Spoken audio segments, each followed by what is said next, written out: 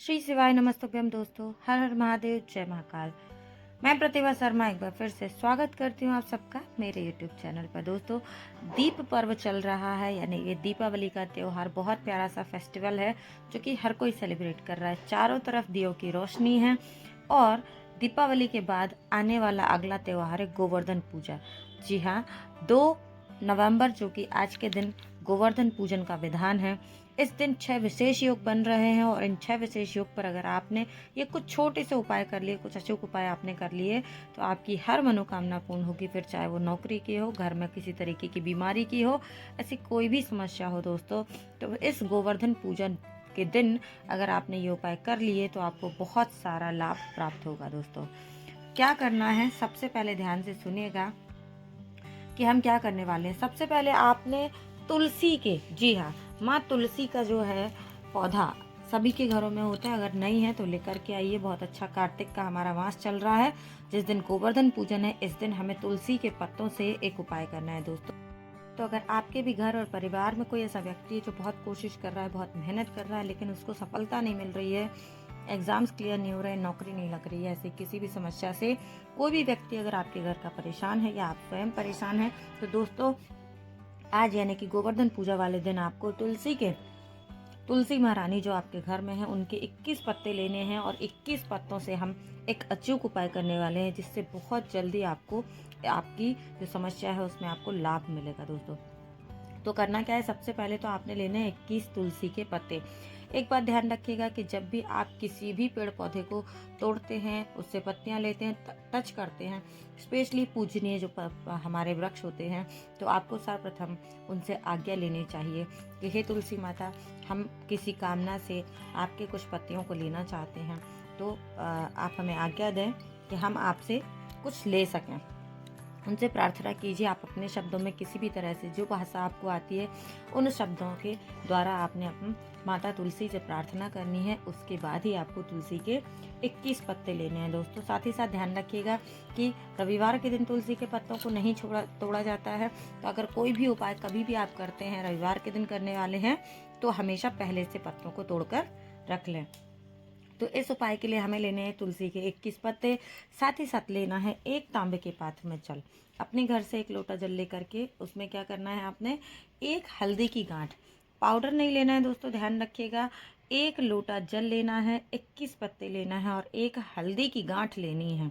गांठ का अपना विशेष महत्व होता है और पिसे हुए हल्दी का अपना अपना महत्व होता है। तो यहाँ पर सिर्फ 3 चीज़ों के साथ में ये उपाय हम करने वाले हैं। सर्वप्रथम आपने साफ शुद्ध यानी कि स्नान करने के बाद में एक तांबे के पात्र में साफ जल ले लेना है अपने घर से और अपना नाम और गोत्र बोलते हुए वो 21 पत्ते जो है वो आपको उस लोटे में डाल लेने हैं। उस अपने तांबे के पात्र के जल में 21 पत्तों को डाल लेना है। साथ ही साथ जब हल्दी की गांठ आप उस जल में डालेंगे दोस्तों, तो आपने अपनी इच्छा, अपनी मनोकामना बोलनी है। हल्दी की गांठ उस तांबे के लोटे में डालते समय अपनी इच्छा मनोकामना बोलिए और आपके घर के आसपास जहाँ कहीं भी है, आप विष्णु जी का मंदिर देख सकते हैं, आप लड्डू गोपाल का मंदिर देख सकते हैं, आप राधा कृष्ण का मंदिर देख सकते हैं।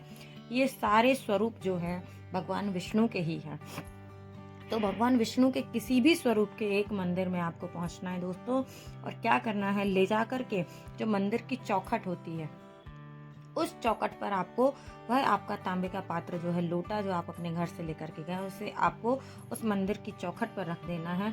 और चौखट पे रखने के बाद 7 परिक्रमा करेंगे हम। क्या करनी है, आपको 7 परिक्रमा मंदिर की करनी है। साथ ही साथ एक मंत्र का जाप करना है, जो कि मंत्र है ओम नमो भगवते वासुदेवाय नमः। एक बार फिर से दोहराऊंगी मैं, मंत्र है ओम नमो भगवते वासुदेवाय नमः।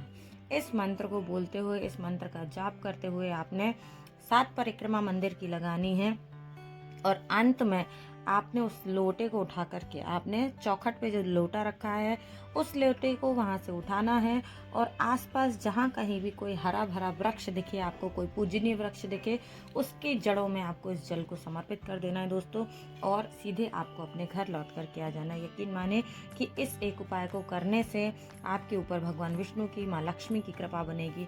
और जो भी व्यक्ति इस उपाय को कर रहा है, यानी कि जिस भी व्यक्ति की नौकरी व्यवसाय नहीं लग रहे हैं, बहुत कोशिश करने के बाद भी इंटरव्यू क्लियर नहीं हो रहे हैं, तो 3 महीने में आपको इसका रिजल्ट दिखाई देगा। श्री हरि विष्णु की कृपा आपके ऊपर होगी और बहुत जल्दी आपकी नौकरी व्यवसाय को लेकर के जो समस्या है ये समाप्त हो जाएगी। तो चलिए, हमने बात कर ली पहले उपाय में। वीडियो के हमारे पहले उपाय की जानकारी आपको अच्छी लगी हो दोस्तों, तो वीडियो को लाइक शेयर सब्सक्राइब जरूर करें। ठीक है, बात कर लेते हैं गोवर्धन पूजा के दिन करने वाले अपने दूसरे उपाय के बारे में, जो कि हमें करना है अनाज के दानों से। ठीक है, यानी कि 7 प्रकार के हमें यहाँ पे धान लेनी है और इनका ही उपयोग करना है। 7 प्रकार के धान अलग अलग 7 लेनी है और सबके 7-7 दाने लेने हैं, यानी कि 7 प्रकार का अनाज होगा और हर अनाज के 7 दाने आपको लेने हैं। कौन सा अनाज होगा, क्या करना है, कैसे करना है और क्या कुछ इसका फायदा होगा, ये मैं आपको बताने वाली हूँ। कौन से विशेष नाम के साथ में इस उपाय को करना है, जिससे आपको जो है बहुत जल्दी लाभ मिलेगा दोस्तों। तो चलिए बात कर लेते हैं दूसरे उपाय की, जिसमें लेने हैं 7 प्रकार के अनाज, यानी कि 7 प्रकार का धान। सबसे पहले आपने लेना है गेहूं, फिर लेना है आपने चावल, फिर आप ले सकते हैं हरा मूंग का दाना, जो आपने देखा है महादेव को चढ़ाया जाता है। साथ ही साथ लेना है गेहूं, उसके बाद में आप ले सकते हैं मक्का और ज्वार, जो भी आसानी से मिल जाता है। और अंत में आपने लेना है चना, देसी चना जो आता है हमारा काला वाला। ऐसे 7 प्रकार के अनाज लेने के बाद में हर एक अनाज के 7-7 दाने ले लेना है। गिनती से आपको 7 दाने ही लेना है दोस्तों।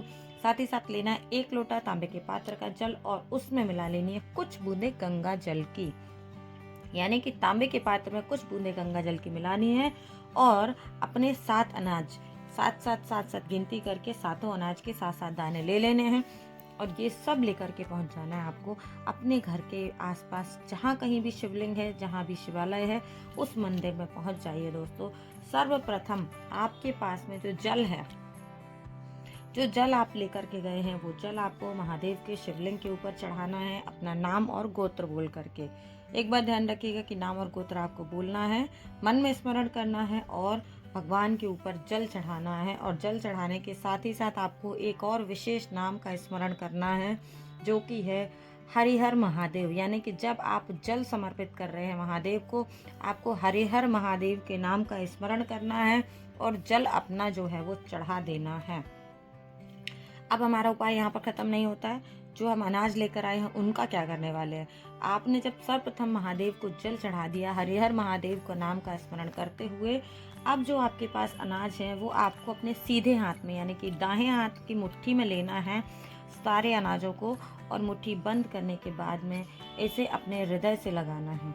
और जो भी आपकी इच्छा है, जो भी आपकी मनोकामना है, जो आपके काम नहीं बन रहे थे, जो आपके काम बनते बनते रुक जा रहे थे, जो आपकी इच्छाएं विशेष हैं, उनको अपने मन में ध्यान करना है, महादेव का ध्यान करना है और इस मुट्ठी को हृदय से लगाए रखना है।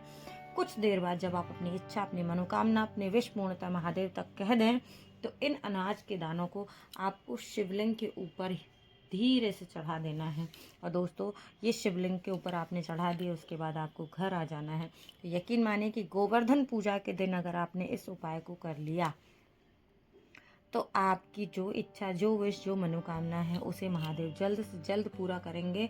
और इस उपाय को आपको गोवर्धन पूजा के दिन करना ही चाहिए, क्योंकि साल में एक दिन ऐसा आता है जब हम गोवर्धन की पूजा करते हैं और जब आप इस उपाय को कर सकते हैं दोस्तों। इन सारे उपायों को आप बहुत आसानी से कर सकते हैं। अब बात कर लेते हैं तीसरे उपाय की, जो कि सबसे सरल सा उपाय है दोस्तों। कि इस गोवर्धन पूजा का दिन तो है, साथ मैं आपको ये कुछ जानकारी शेयर करना चाहूँगी कि गोवर्धन पूजा के दिन जब भोग बनता है तो क्या करते हैं। लोगों को अभी भी बहुत सारी चीज़ों की जानकारियाँ नहीं है या फिर भ्रम जैसी स्थिति कई बार उत्पन्न हो जाती है दोस्तों। गोवर्धन पूजा के दिन कभी भी 56 भोग नहीं लगाया जाता है, ये मैं आप सबके साथ शेयर करना चाहती हूँ। जो हमारी तीसरी बात यही है, इसमें उपाय तो नहीं है, मैं आपको नॉलेज देना चाहती हूँ कि बहुत सारे लोगों को ऐसा लगता है कि जो 56 भोग का भोग लगता है वो भगवान को आज गोवर्धन पूजा के दिन लगता है। तो नहीं, बिल्कुल भी ऐसा नहीं है। गोवर्धन पूजा के दिन जो जो जो वहाँ के ग्रामवासी थे, जब भगवान कृष्ण ने गोवर्धन पर्वत को अपनी उंगली पर उठाया, तो इसके बाद में वहाँ के वासियों ने क्या किया था, वहाँ के वासियों ने अन्नकूट का भोग लगाया था। तो गोवर्धन पूजा के दिन जो भोग बनता है दोस्तों, उसको अन्नकूट कहा जाता है, उसको 56 भोग नहीं कहा जाता है। यह एक छोटी सी जानकारी मैं आप सबके साथ शेयर करना चाहती थी और उम्मीद करती हूँ कि आपके पास जो जानकारी पहुँची है यह सब आपके लिए लाभदायक होती होगी। तो दोस्तों अगर वीडियो अच्छा लगता है तो लाइक करें, शेयर करें एंड चैनल को सब्सक्राइब सभी को करना है। पहली बार चैनल पर आए हैं तो बेल आइकन प्रेस करना ना भूलें, ताकि आने वाले हर वीडियो की जानकारी आप तक समय पर पहुंचती रहे। और ऐसे बहुत सारे उपाय मैं आप सबके साथ शेयर कर चुकी हूँ, आने वाले वीडियो में शेयर करती रहूंगी। आप सबका प्यार ऐसे ही मुझे मिलता रहे दोस्तों। ऐसी ही विशेष और महत्वपूर्ण जानकारियां देखने और सुनने के लिए मेरे साथ बने रहें। और गोवर्धन पूजा, कार्तिक पूर्णिमा, ऐसे कई सारे वीडियो वन बाय वन आप सबके साथ शेयर होंगे। तो इन सब की जानकारियों का उपयोग कीजिएगा और अपने जीवन को समृद्ध बनाइएगा। माँ लक्ष्मी की कृपा आपके घर पर, आपके परिवार पर बनी रहे दोस्तों। इस कामना के साथ एक बार फिर से सभी को दीपावली की हार्दिक शुभकामनाएं। हर हर महादेव।